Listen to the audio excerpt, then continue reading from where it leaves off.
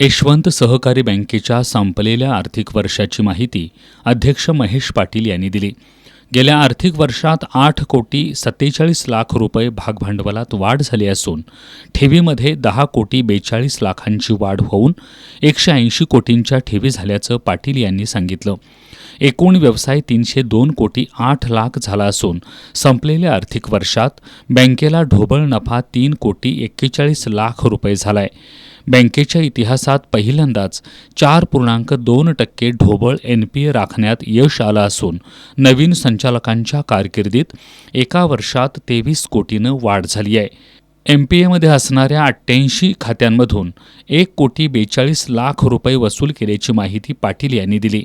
संचालक अमर पाटील यांनी बँकेचे कर्मचारी संचालक मंडळानं वसुली आणि NPA कमी केला असून कर्जाच्या व्याजदरात कपात करण्यासाठी प्रयत्नशील असल्याचं त्यांनी सांगितलं. यावेळी उपाध्यक्ष भगवंत पाटील यांच्यासह सर्व संचालक उपस्थित होते.